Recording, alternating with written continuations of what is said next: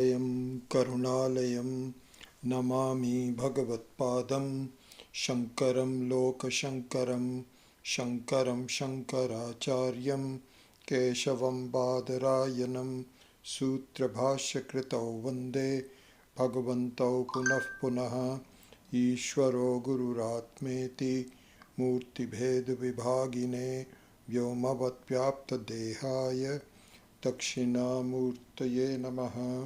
गुकारस्त्वन्धकारो वै ऋकारस्तु निवर्तकः अन्धकारनिरोधित्वात् गुरुरित्यभिधीयते। सदाशिवसमारम्भां शङ्कराचार्यमध्यमाम् अस्मदाचार्यपर्यन्तां वन्दे गुरुपरम्पराम्।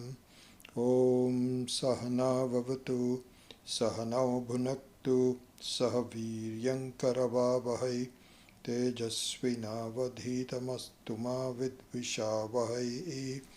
ॐ शान्ति शान्ति शान्तिः।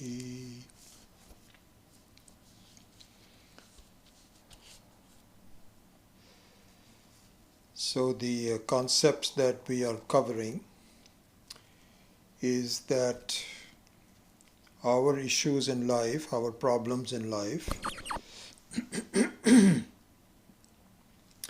is due to identification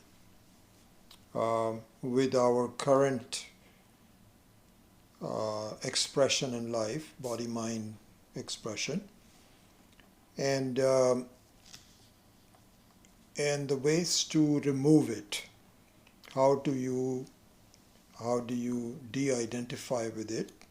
If it is in fact a temporary identification, which is what the Shastra says, then there must be a way to de-identify. And in fact, you have to do it while you are identifying. This is an important thing to see. So the de-identification cannot be done after death, because you have to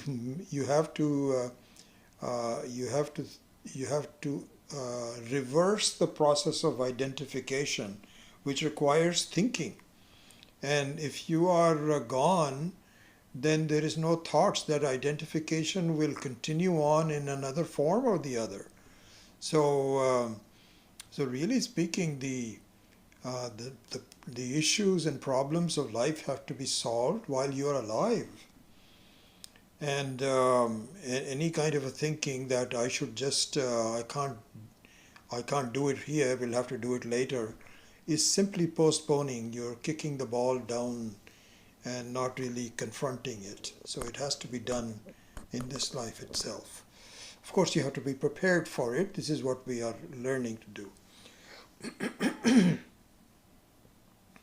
So what this means is that my taking myself to be this jiva, which is a very very strong combination of software and hardware, of sukshma sharira and sthula sharira, and the cause for it. It's a very strong combination, and it is not going to be an easy matter. You cannot just blow it away and say poof. No, it has to be really tackled. And the reason for that is that we have worked tirelessly to create the kind of identification that I think is going to be good for me. That I'm going to be identified is a given. You do not have a choice, because the ignorance is anadi, it is timeless, it is beginningless. So it is not as though at one time you were not identified. In this example of working in a play, which I'm going to work on in a minute, that's not the case. Because when you start the play, you are not identified with the role of the play. But in our case, the identification with something or the other has always been there. But the question is, what identification with what? That the Shastra says you have really spent a lot of time designing. Really speaking, all the karma and karma phala means that it has been a very conscious effort on your part that this is the kind of person that I will be. It may be a mistake, but nevertheless, we all have a very strong input in the development of this body-mind complex from our previous lives. Okay. So let's see.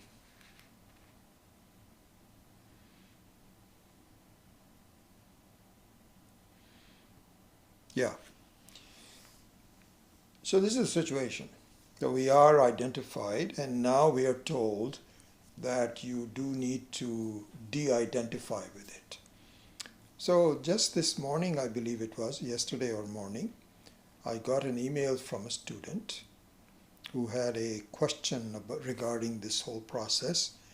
And I thought that I told her that it is a very relevant question, and instead of answering her on the email, I would bring it up in this class and then make sure that we have a common discussion about it. So this is what I'm going to do.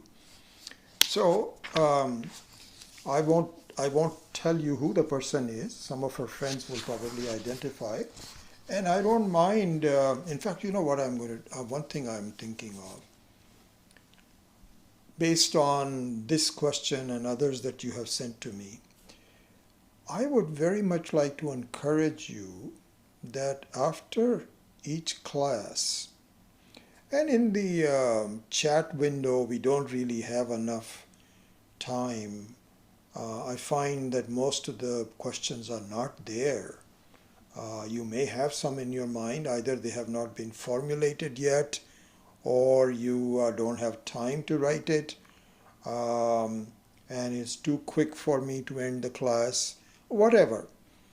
I really think what we should do is after a class, you should make a quick note to yourself and send me that question by email.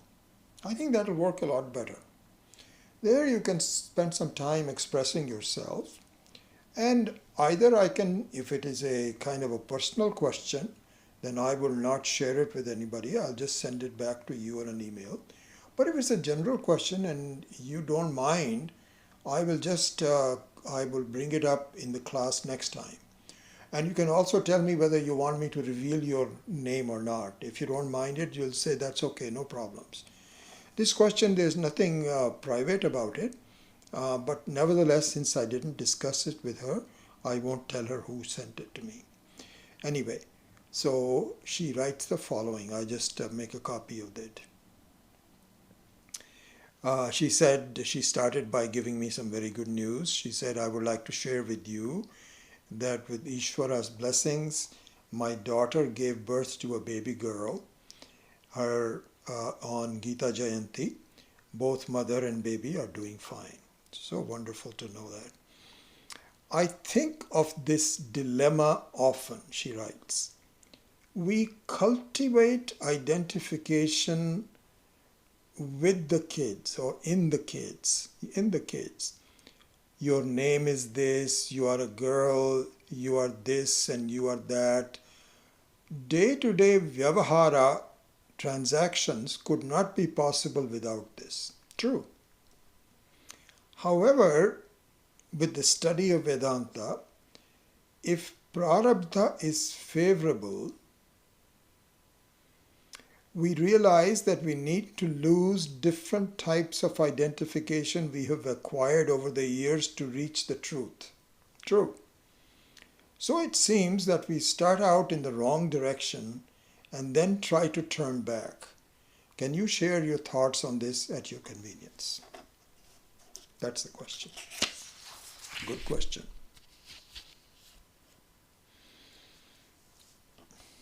So let us look at this situation.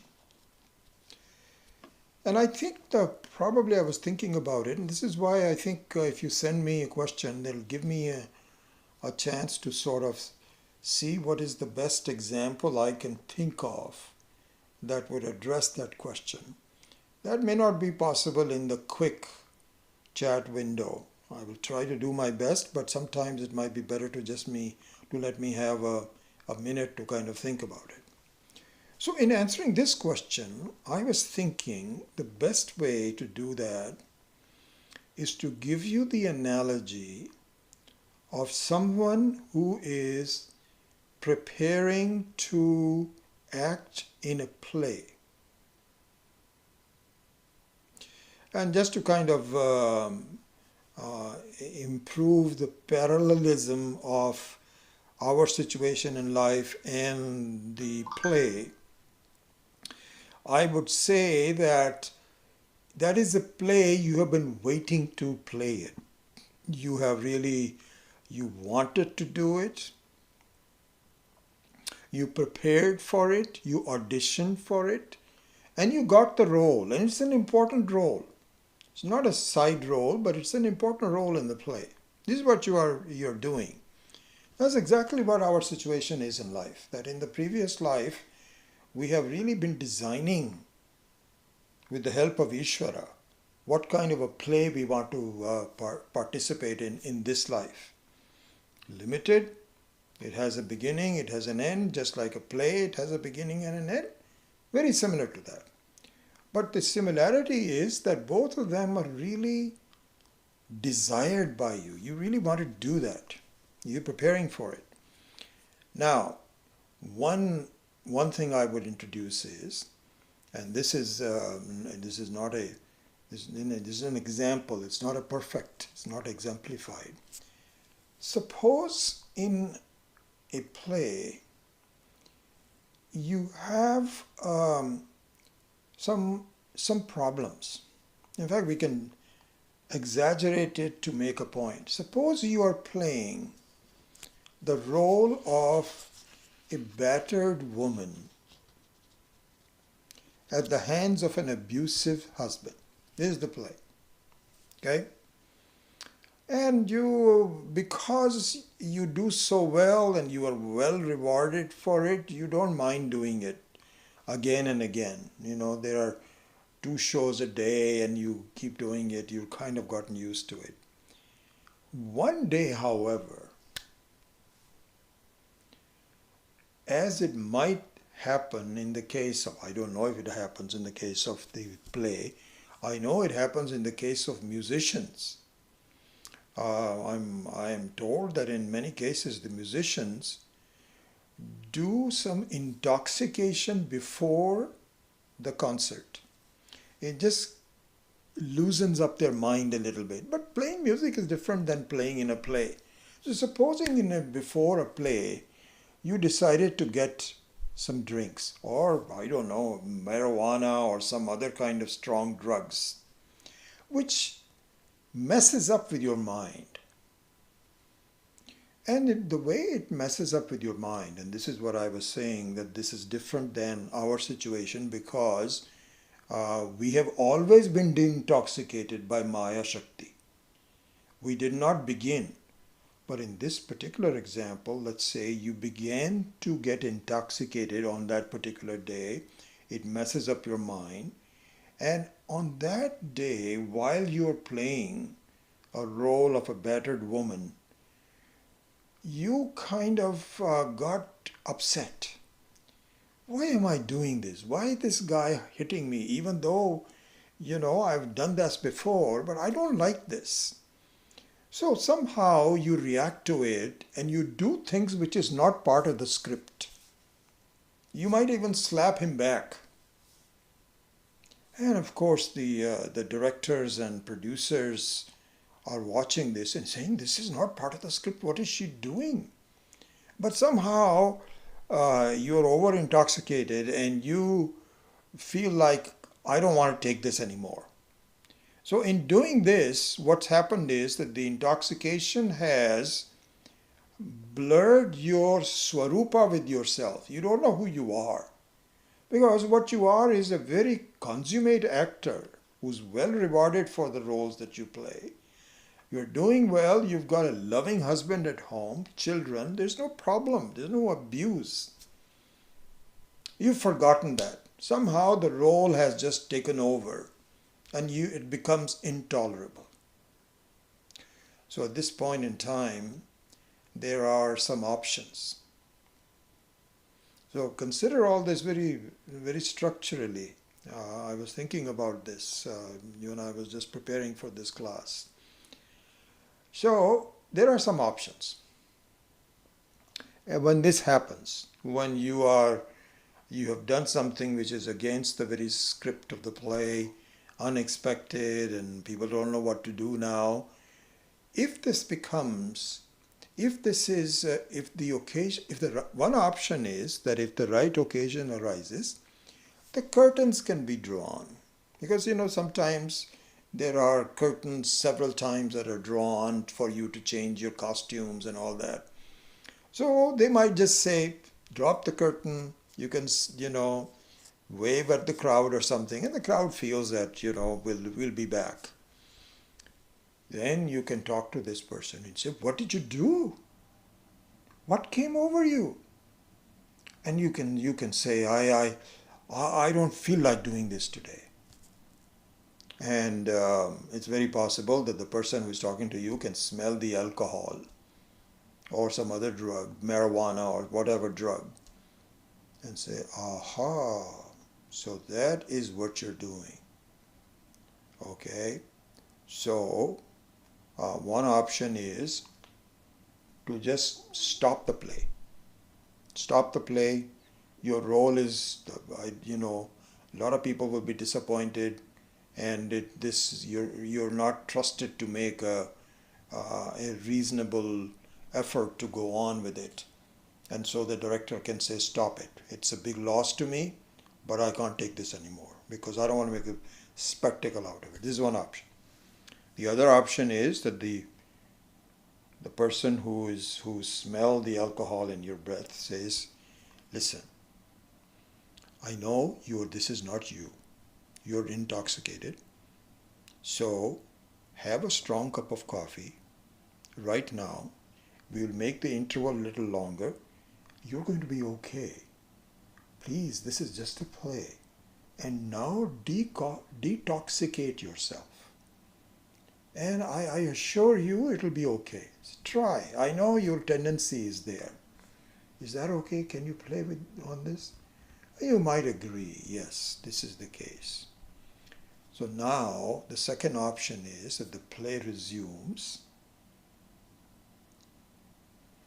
And now you have two things going on at the same time.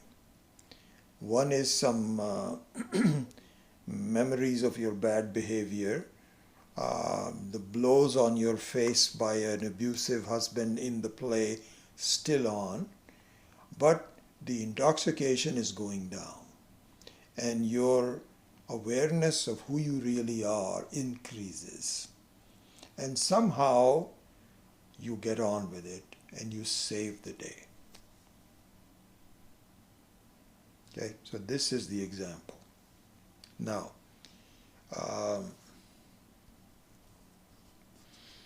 if I can make a parallel, I'll just make a note of this. So there are three elements to this problem that was created by a person not observing the script and spoiling the play. Those three aspects are what we studied before. Sahaja tadatmyam, karmaja tadatmyam, and bhrantija tadatmyam. How? Let's review it. Sahaja tadatmyam is that as long as she is a woman actor, what we used to call in our young days as actress. Nowadays I understand the word actress is not used. I don't know why they have taken the gender out of it, but that's the way it is. They all say she's an actor, he's an actor. Everybody's an actor. But anyway, so this Sahaja Tadatmyam is that you, as long as you're a woman actor, the role that you play will naturally be, unless you change your costumes and you become like a man, you will be a woman role player. It's kind of like, if you are looking at yourself in the mirror, then you and the mirror will accurately reflect you. So here the role accurately reflects you as an actor. This is Sahaja Tadatmyam. What is Karmaja Tadatmyam? Karmaja Tadatmyam is the choice by this woman to take this role.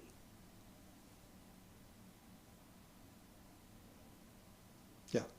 So it's very possible that this would not have happened if in fact she had chosen a role which has nothing to do with a battered woman. Because there were some intolerable things, but then she had chosen to play a battered woman because she plays that very well, or perhaps that's the only job that she would get. We don't know. But the point is that is what her choice was. This is called Karmaja Tadatmya. But you know what? The main problem was Bhrantijam Tadatmya. Bhrantijam Tadatmya. Bhrantijam Tadatmyam means she is not a battered woman and she thinks she is a battered woman. It's different than having some slaps during the play. But you're not battered in the sense that you know what a battered experience would be when somebody beats you up and you don't know who to turn to, and you are in bad shape and you are hating yourself and you want to commit suicide. That's what a battered woman is. Here, this is not the case, but you think you are one. Bhrantija Tadatmya. So at this point in time, I'm sure our questionnaire is asking, but why are you not you're not answering my question? I am. I'm coming to it. I just want to build a background for you to appreciate what I will say later. So this is the situation which I think best deals with our confusion in life about identification, de-identification. First we do, then we remove it, and so on.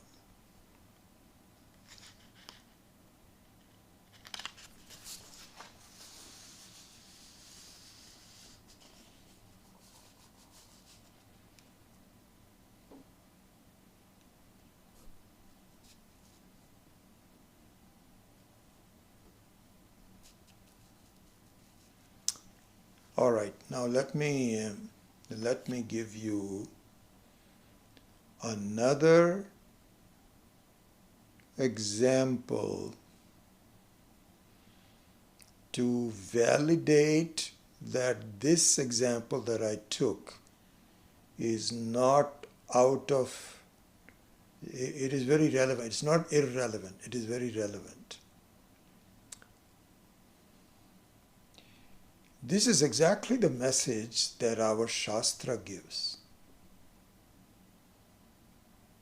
And can I remind you that this is the message that most of us are or should be familiar with? You know what I'm referring to? This is the central theme of one of the most important Vedantic Shastra texts that we read, which is the Bhagavad Gita. This is pretty similar to this example. How? Now let's just look at it. So in the Bhagavad Gita, Arjuna is a character that is akin to a battered woman. I mean, not exactly, but I'm just giving you some similarity. How? He's very troubled, confused, doesn't like what's happening, doesn't know how to get out of this situation, of this fraternal war, and wants to get out of it, but doesn't know how to. And turns towards Ishvara in the form of Sri Krishna to say, get me out of this. I'm sorry, I know this is my karma, I have been trained as a warrior, I'm Arjuna, the best archer there is, I'm a leader, I know all that, okay? But this is an untenable situation. And I don't want to go through with this. I want out. So tell me what I should do. So Krishna says, yeah, you have a problem. But even though the problem is that you can get out of it and you can start doing meditation, study, and just calming your mind down and not be involved with this, it won't be effective for you. So Arjuna says, why not? So first actually Krishna praises the path of renunciation with a lot of examples and says, renunciation, jnanam, buddhi yoga, there's nothing like it. You are in fact united with me. You can understand the qualities of peace and peacefulness and happiness that Ishvara is. Yes, absolutely. And at this point in time, you are in a bad situation. You are fighting, and there's a lot of tension. I understand that. So no doubt about it that the way of the jnanam, the way of renunciation is much better. However, I want you to fight. So Arjuna says, this is very confusing to me. If the path of knowledge is better for me, why are you're asking me to not follow it? Are you not my best friend? Don't you want the best thing for me? So this argument now starts in the Bhagavad Gita. Because in the second chapter, first there is an admonition where Krishna says you're crying like you're crying like a person who doesn't know what he's talking about, and your courage has left you. Get up, be somebody strong. And let me tell you, there's no one, these people are already killed by me. You're not going to kill them. If you think you are responsible for it, no. I am the Antaryami. I know what is going on. You just follow my orders. He goes through all of those kinds of. Then he talks about karma and karma yoga and so on. Out of them, he says, you should be doing karma. Karma meaning you have to continue to fight. So this confuses Arjuna. And there are various passages, then I will just point out a few of them which exemplify this confusion. And if I can now start to connect it to our student's question, where what did she say? She says, this is a dilemma. We cultivate identification. You are a girl, your name is this, etc., which is a vyavaharika identification. And then we want to say, no, give it up. So similarly here also, it says, you are asking me to fight, to be involved. And yet you are saying that the non-involvement is better. Are you not sending me to the wrong direction? Very similar to this question, really speaking. So in fact, to articulate this, in the very first verse of the 3rd chapter, you can please make a note of it and read all of this. Arjuna uvacha jyayasi chet karmanaste mata buddhir janardana tat kim karmani ghore mam niyojayasi Keshava. So he says, hey Keshava, hey Krishna, if you think that better than karma is buddhi yoga, buddhi yoga means knowledge, renunciation, vairagya, meditation, those kinds of paths. If you say that that is better, tat kim karmani ghore mam niyojayasi, then why are you impelling me to be involved in this terrible war? I don't understand this. You're confusing me. The next one is Vyami Shrevena Vakyena Buddhir Mohayasi Iva Me. This is an interesting thing. In this Mohayasi Iva Me means that you seem as though you are confusing me. So the Adi Shankara says he doesn't accuse. It's not as though you're accusing the Ishvara. That will be Papa. He says, as though you are confusing me. At least I see that you are confusing me. You may not be confusing me. So, Iva.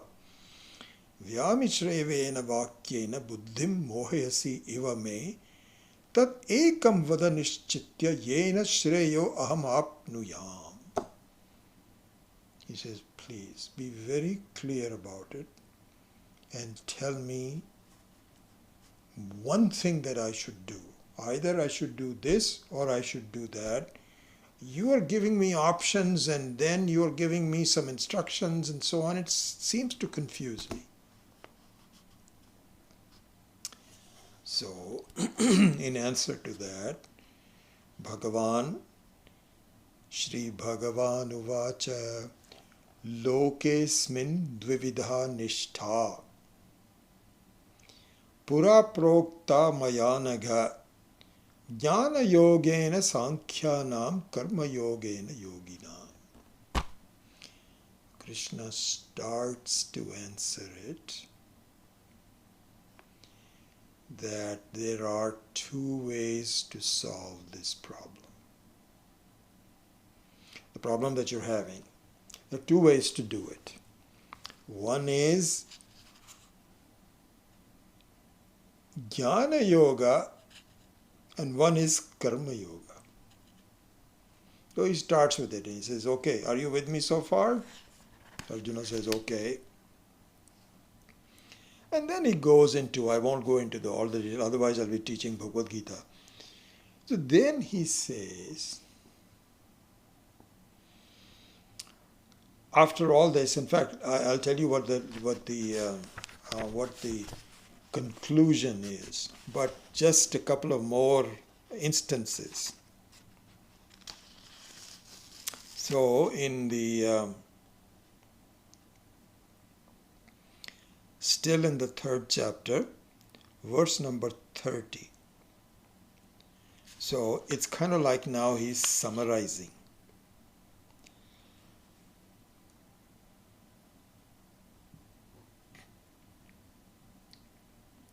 There were a lot of verses in between where he's making up his case, why karma is this, why jnana is this, and so on. It's a comprehensive answer.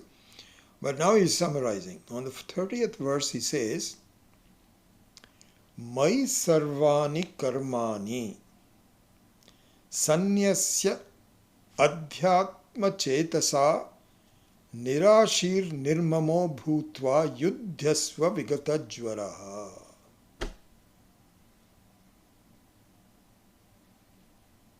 He says that may you keep fighting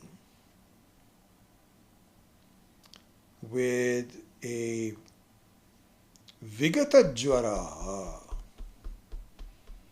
The vigata jvaraha is very relevant to what we are saying. Jvaraha means kind of like a fever. And in the examples that I've been giving, the relevant to that is, it is kind of like detoxify yourself. So just like you have, what's in Hindi says, nasha. Nasha means that you have the effect of alcohol. So that is the jvaraha. So jvara here means some confusion and some worry and regret and so on. So Krishna says in the end, and I'll diverge from here. I think there's one more verse that I want to do, and then I'll come back to the story. That I want you to keep doing what you're doing. Get your feverishness out of the way and think of me as the goal. Think of me means keep the teaching in mind. You're not alone. We are giving you some instruction with a purpose. Trust that purpose. But keep on going. And so, then,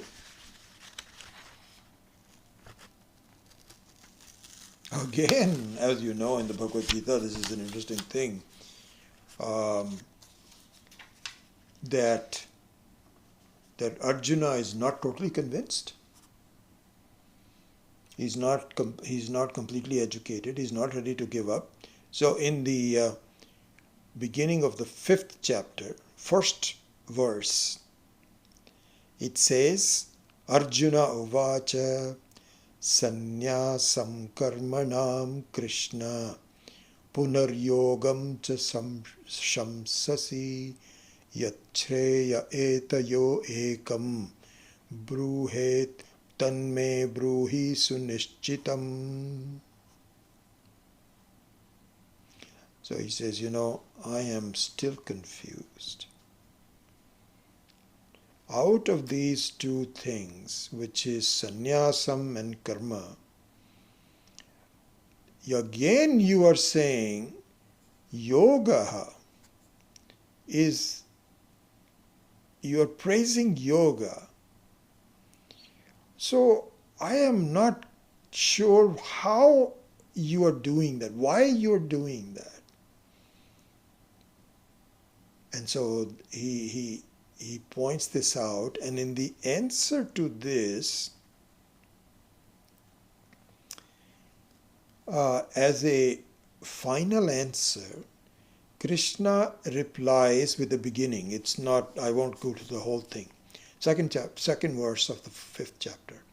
Shri Bhagavan uvacha sannyasah karma yogascha nishreyas karavubhau no nishreyasakaravubhau tayostu karmanas sannyasat karma yoga vishishyate.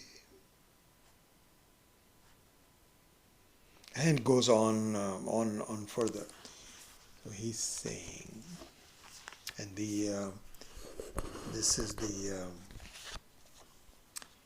is the instruction which is given particularly to Arjuna. So here we should say that there is no one answer for everybody. You have to see what stage the student is at and give the appropriate remedy for that student appropriately.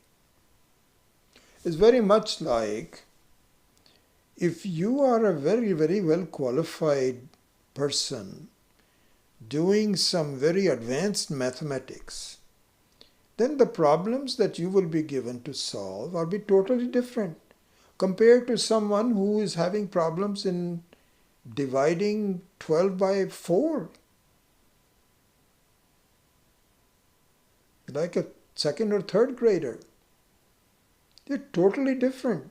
The principles are the same, but the adhikaritvam are different. So now the answer for Krishna, because he's being patient with Arjuna, and he's patiently telling him without really putting him down, can I tell you something, Arjuna? This is what you should be doing. He doesn't say, Dumbo, you are not ready for sannyasa. But he's effectively saying, I'm sorry. Karma yoga is what behooves you, not jnana yoga. Why not? Why is it that I am not qualified? What do I have to do? You have to detoxify yourself. At this point in time, you are not distinguishing between the role and the actor. And why am I not distinguishing? Because I have a bright mind. I'm intelligent. I have a master's degree. I may even have done PhD. Doesn't work. You have to think. You have to be mature enough to think. What is the difference between Atma and Anatma? All of those kinds of things you have to go through. And at the moment, you are not qualified to give up. So the best thing is, for you, keep fighting and keep detoxifying yourself at the same time.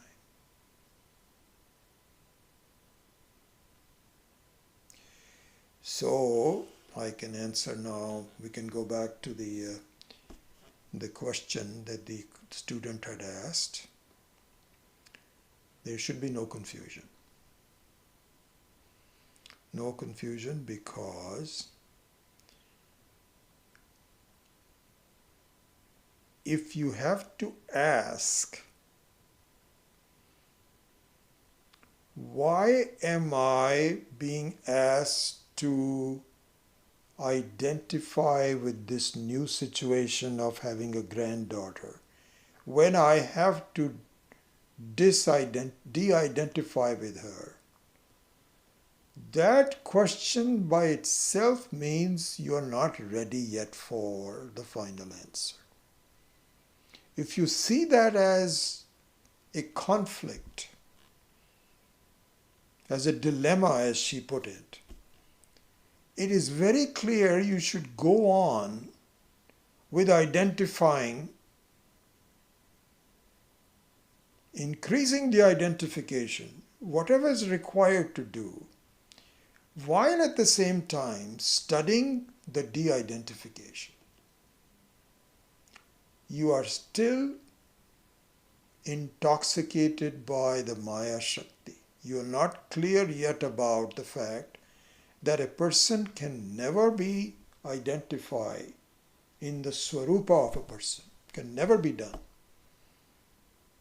Very much like an actor remains an actor no matter what roles they play. It's not as though the role changes them. No, they know exactly what I'm doing. I'm putting some costumes on and I'm talking and I'm learning to do it, this, that, or the other, but I have nothing to do with it. The moment I go home, I'm a different person altogether. But an intoxicated person, very possible that you have some confusion. Why am I going through all this? And so on. So therefore, the answer is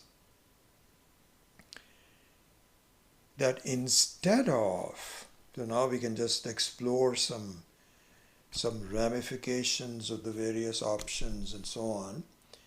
One possibility is that you can tell your family,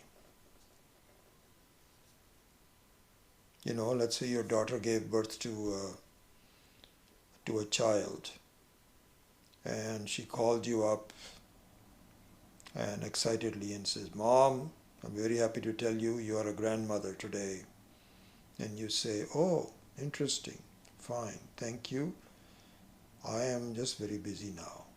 I'm studying Vedanta. And if you need my help, I'm there, but don't you want to see your granddaughter?" "Not really, because I'm not really related. I'm a new person." If you're ready for that, this is what sannyasa can do. You can take sannyasa, you can get the word Ananda in the back of your name. And then you have severed relationship with everybody. And you don't even know whether your kids have had some children and so on and so forth. No. Technically that's possible. It doesn't really happen. But can you imagine what a mess your life will be? You will not be able to tolerate it. Everyone would say, "What kind of a weirdo you are?" And you will also start to wonder, what have I gotten myself into? What is this Vedanta business? My friends have left me, my family has disowned me, and what is going on? You won't be able to handle it because you're not ready to handle it. So the best way to do is to continue with the identification, because that is the script that you have been given. So here, a very important thing to see, I really think my advice to all of you is to pay a lot of attention to this part, which I have said that before. It's something that we have to work on. It is not easy, but not that difficult. And this is the key, really, to become a Jivan Mukta. What is that? Is to clearly distinguish between prarabdha karma and non-prarabdha karma.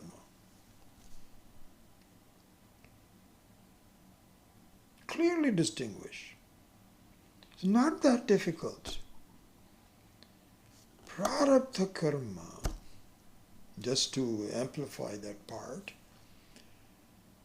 means this has been decided jointly between you and Ishvara at the beginning of this life. You've signed off on it. And so it's kind of like, when you have a new contract, there's always consultation. People will say, "Are you sure this is what you want to do?" Yeah. Think over it one more time. This is it? Yes, absolutely. Okay. Done. So Ishvara says, okay, you want to be a woman and you want to have a family, and you are approximately, I would say, 70 years, you will have no problems. If you take care of your body, then you can extend it, but your genes are good enough, and your mind, by the way, yeah, you'll be able to handle the... All of that is written down. And once you take birth, it expresses itself, just the way the script is. It's kind of like the script of the play. This is the prarabdha karma. And if you play the script of the prarabdha karma play, you have a very good chance to detoxify.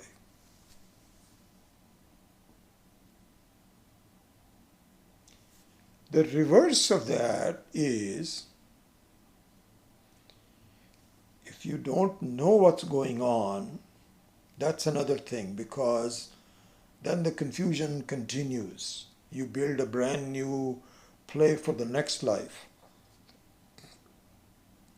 All our actions, all of our steps that we are taking, where we are building the case for the next life. That'll continue on. But suppose you are fortunate enough to be told, hey, this is what's going on. You are unnecessarily playing this identification role life after life after life. Do you want to do that? You don't need to. You're okay the way you are. Really? First of all, we don't believe any of this. Then slowly it sort of starts to percolate and say, oh, interesting. Then the more you look into it and you ask the wise people, and they say, yep, this is the way it is. Then you have Shraddha. Then you're convinced about it. But you're still not really there at this point. In that case, it is said, please detoxify. Do not start new kamya karmas. Why not? You know what new kamya karmas do? Is to get re-intoxicated more. Already you are having problems. And now you're saying, oh, well, you know, it's a little bit of drinking is okay. You are just unnecessarily making things more for yourself.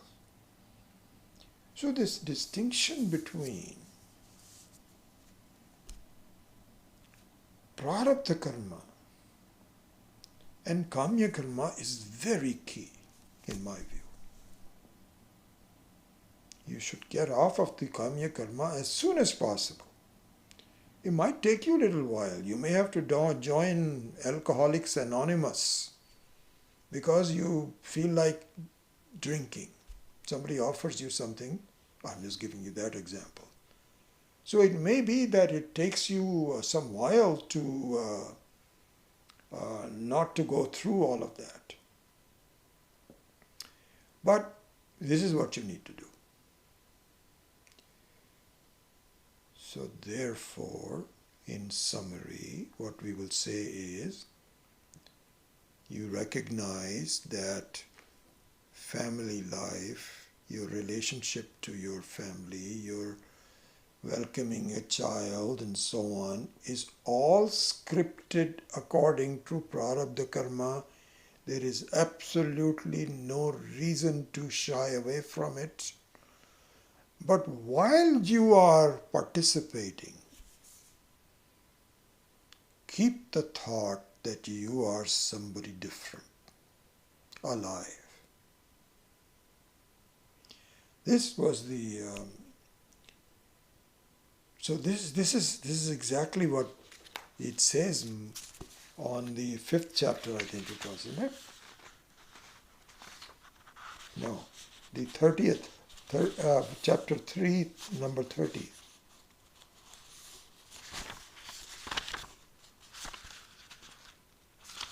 Oh, yeah, sorry.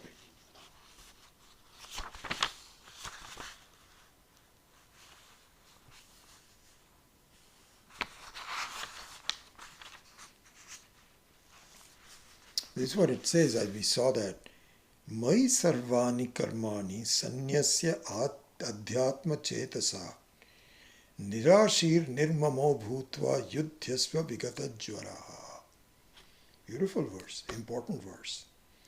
So what it says is, so there's a difference here.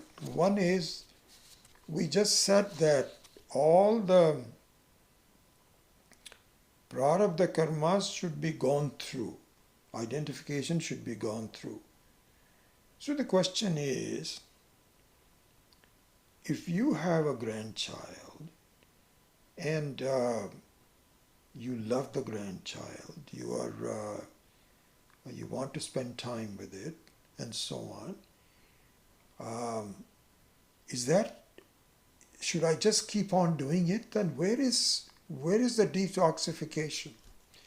The detoxification is that while you are doing is, because it is prarabdha karma, your love as a grandmother will be very natural to you.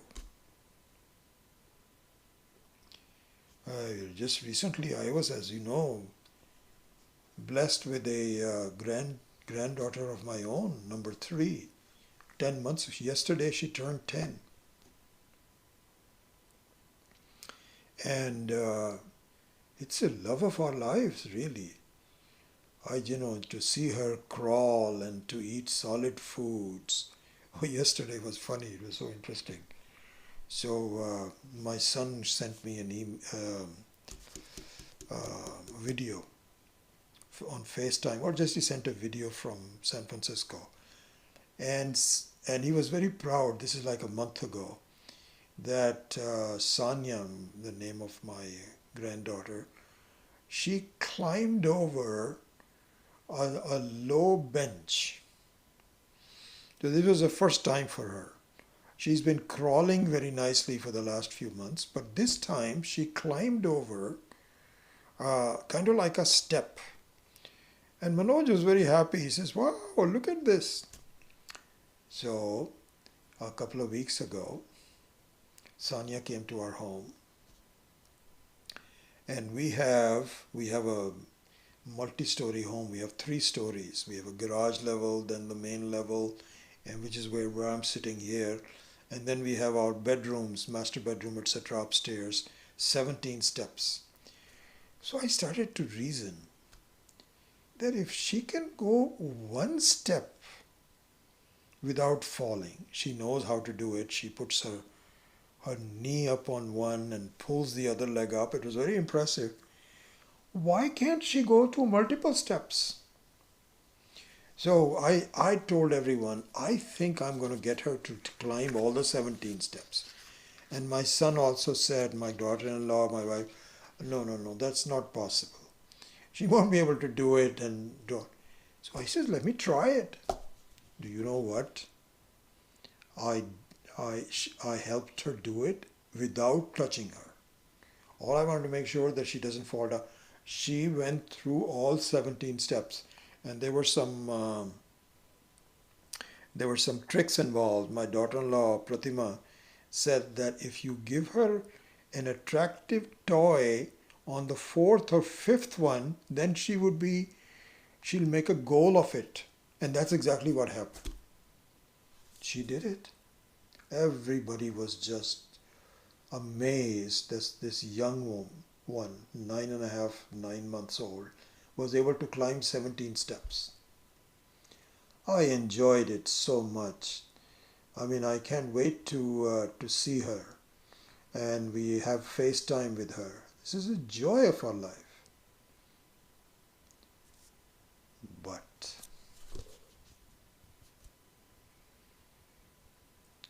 I do not let it disturb my equanimity, my love for study, my time for meditation, my contemplation. There are times when I am needed. She stayed with us a couple of nights ago, not a couple of weeks ago, and I could not give my morning meditation because, she had to be taken care of. I also participated in it and so on. And I missed it, but it was okay. It was okay. All I'm saying is that I don't give up. Nothing in my life can make me give up what my male goal is. I enjoy the time with Brahman, with Ishvara, with myself. But that doesn't mean that I cannot participate in a loving relationship with everybody else. It's so beautiful. The prarabdha karma. I'm so lucky to have 3 granddaughters in a family. Nothing wrong with it. But at the same time, does it in any way displace my priorities of life? No. I won't let that happen. So that is really what the meaning of this verse is. Mai sarvani karmani, all your transactions, all your vyavahara, keep that in mind, that it is really meant for a final renunciation. Sanyasya adhyatma chetasa. So your sannyasa. So the feeling of sannyasa is important. Sannyasa means samyak nyasa. Means that it is not just on the surface that I don't want to participate and so. There are struggles all the way through, because there are struggles in my life as to I don't get to see my friends as much, not for my sake but for the others, for my wife and others who feel that I need to spend more time. But you know what? I know what's important for me, and I'll do the best I can in meeting with everybody, but not at the expense of what I want to do. So that is the real sannyasa, where you don't make a show of it, but deep inside you know where your heart is. Adhyatma chetasa. Then the second line, nirashir nirmamo bhutva yudhyasva vigata jvaraha. So he says that if you do this, your detoxification will increase. And the result will be Jivan Mukti.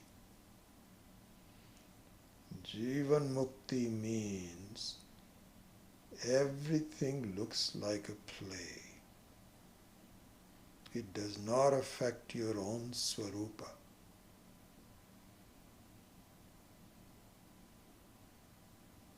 And there you are eating, you are laughing, you are talking, you are transacting and so on, but there is joy in everything.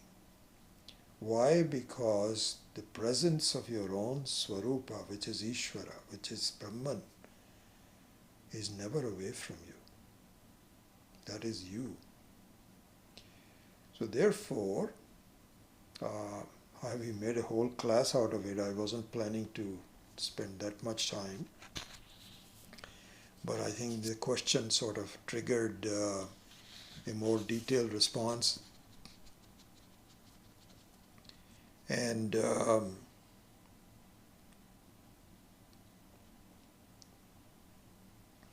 so we dealt with this question of identification and de-identification as a practical matter in our life. So it's 9:03.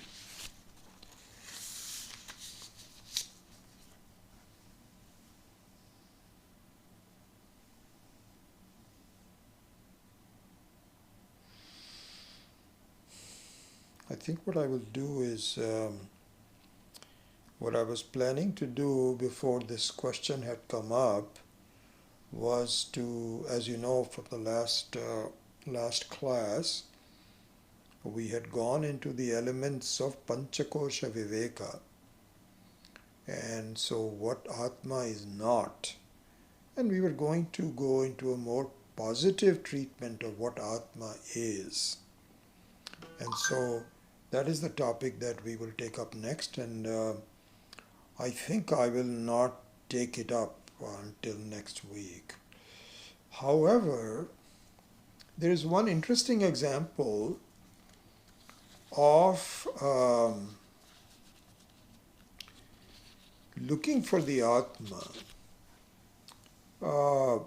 which I will give, which is related to the Panchakosha Viveka.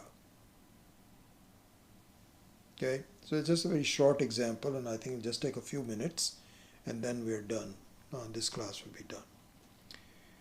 So here the example is, this is given by Swami Maheshananji. So what we saw, where we ended the last class with, that if you're telling me that Atma is not Annamaya Kosha, it is somewhere hidden in the Annamaya Kosha, it is not in the Pranamaya Kosha. In other words, it's not the body, it is not the life living force, it is not my mind. We went through all of that. It is not the Karta, the doer, the person who feels that I am responsible for my life. The what is called ahamvritti. Ahamvritti is the Karta. And I am not the Bhokta also. You already convinced me that I am not the Bhokta. Because I need to be any one of these always. If it keeps changing, then I am not that. So I am not the Karta, I am not the Bhokta.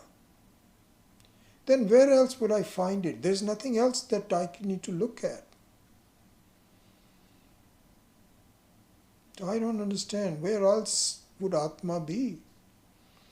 If it is not visible, then where will it be? So in this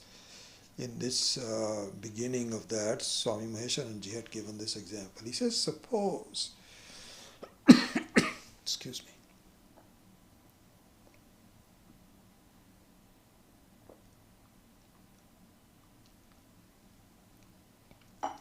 now I can relate to Swami Tattva ji, who has throat problems. I find that to be a challenge, especially on Saturday morning when I have two classes back to back. If I'm not completely well, if I'm completely well, right now I don't think I have a cold or anything, but still the throat seems dry. Anyway, so Swamiji says that suppose you go to a tropical place like South India and Kerala, or you go to Hawaii where there's a lot of coconut.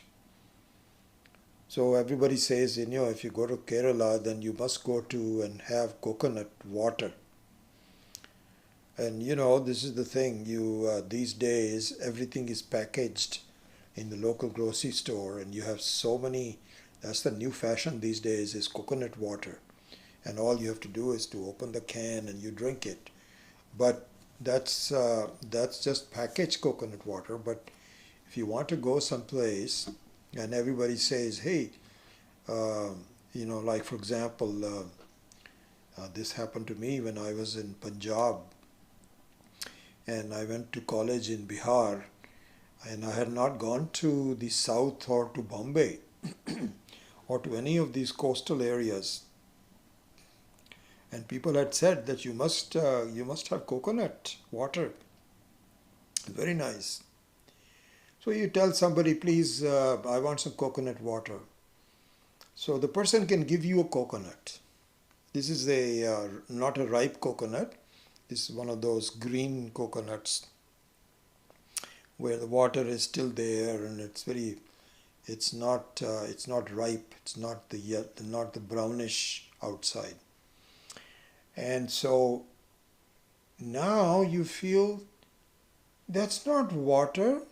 It is some kind of a fruit. I didn't ask for the fruit. I want for the water. He says, the water is in there. The water is in there. Okay, all right, so you brought it. Now you don't know how to open it. So you try to take some of the covering off of it with your fingers. It's not possible. Then you get a knife and you can make a mess of it. You don't know how to get the water out. It requires a certain skill to cut the coconut such that the water does not spill out and it is now available for enjoyment. This is the example.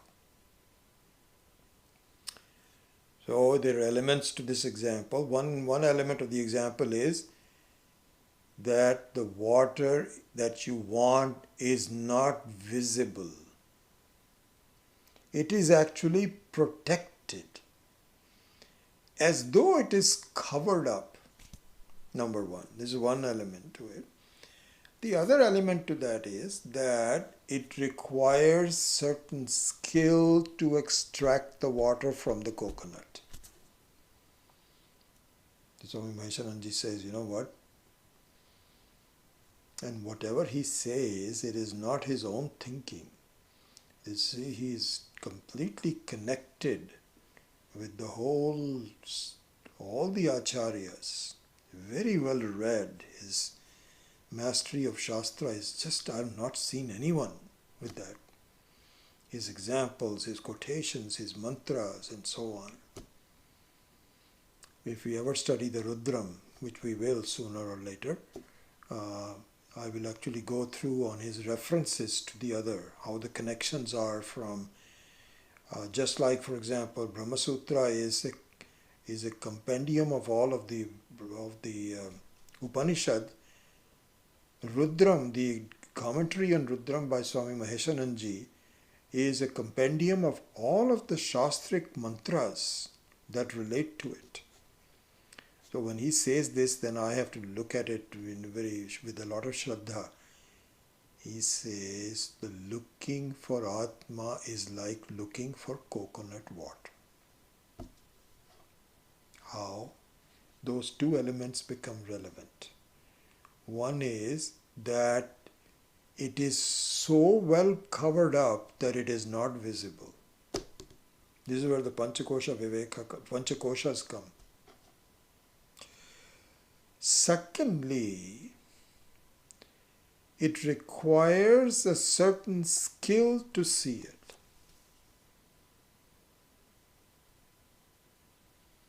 So, because if you have never had extracted water from the coconut, you can make a mess of it or never get it out, or you can just spill it. But if you are skilled, I remember this just on the side, when we went to Piercy. So one of my fellow students there, Mahadevan from Kerala, and he's now Siddhabodhananda. Some of you may know him. So he was a good friend of mine. In fact, I introduced him to Vedanta, believe it or not, a long time ago. He was a student at Stanford, and anyway, that's a subject. He was from Kerala, and he was from a small village in Kerala. He was so skilled in cutting coconuts, it's unbelievable. I remember that in the kitchen, with one cut, he would know exactly, and this is not the green coconut, these are the ripe ones, which still had some water. But he was so skilled that with one cut, he would really cut it into two parts. I don't know how he did that. Sometimes I get coconuts and I have a hard time in trying to extract water out of it. Anyways, so the finding of Atma, Swami Maheshananji says, is something like that. It is there, not visible, and in order to extract it, you need certain skills. So anyway, so I will stop the class with that example as I promised, and we will continue on with the with skills to find the Atma in us. In us, we are the Atma, but you can say in us next time. Okay. Om Asato Ma Satkamaya Tamaso Ma Jyotirgamaya Mrityorma Amritam Gamaya Om Purnamadav Purnamidam Purnat Purnamudachyate Purnasya Purnamadaya Purnamevavashishyate Om Shanti Shanti Shanti Harihi Om Shri Gurubhyo Namaha Harihi Om.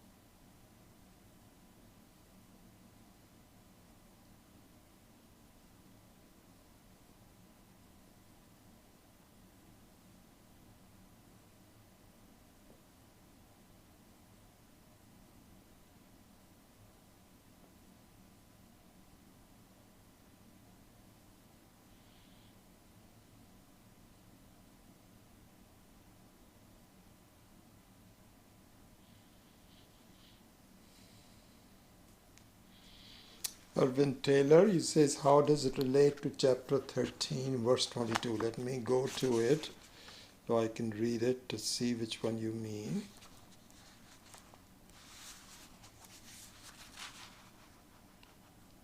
Pudashtanumanta cha bhakta bhokta maheshwaraha paramatma iti cha apyuktaha dehe asmin purushah paraha.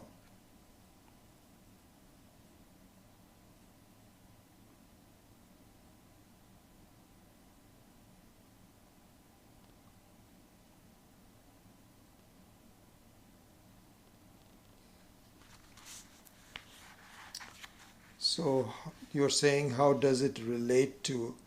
I am not sure what it you mean that relates to this verse. So not knowing that very well, I would say the following. Okay. The latter parts of Bhagavad Gita, chapter 13, 14, and so on and so forth, begin to sketch out the Mahima of Ishvara that I should appreciate. And the Mahima of Ishvara, once I appreciate, becomes my Mahima. Mahima meaning, the word Mahima means in English, the grandeur, the power, the enormity. So I won't spend a lot of time on this because this is a topic that we have to study some other time. But I would say this. One of the issues we have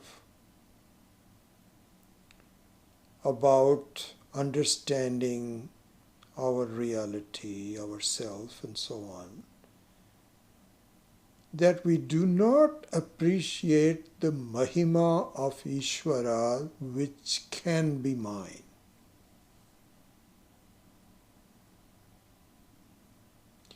And we end up being too shallow in evaluating ourselves. Like for instance, that I am a Sakshi, I think is clear to all of us. It is clear, not that difficult to understand. And in fact, this is the very basis of the beginning of the appreciation of the Atma, which we will do next class. That I am never seen, I'm always the seer. So my understanding of the Sakshitvam of Ishvara, Sakshitvam of Brahman, is one Mahima that I can appreciate. There are many more that I will need to do. And I need an introduction, and I need to think about it, and I need to accept it and appreciate it. I like the word appreciation a lot, the more I think about it. So this verse number 22 of the 13 is in sketching out the Mahima of Ishvara. And the Mahima of Ishvara is something that I cannot just accept by somebody telling me. I have to really be totally convinced about it. So we have to go through step by step, one thing at a time. And once I do, then that becomes a very powerful thing. Because right now, the world is very powerful. And I am not that powerful. The Atma is not the Mahima, because I don't appreciate the Mahima. So therefore I cannot take the world on. But it's just the opposite. The fact of the matter is, Atma is the most powerful, the Anatma is nothing compared to that. So I need to get to that stage where I appreciate my own power. And so that particular verse, as I read it, really gave me that example. So anyway, I'm not sure what your question is with respect to the relationship, but that is the real meaning of that verse that you had asked for, Arvind. So anyway.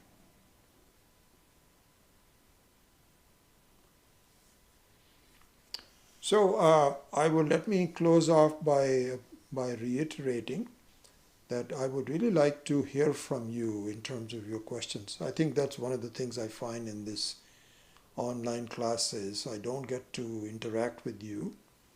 So even if you have to just drop me a line, please do so, and I can respond to it in a much more meaningful way. Okay? All right, very good. So we will see you hopefully next week. Hari Om.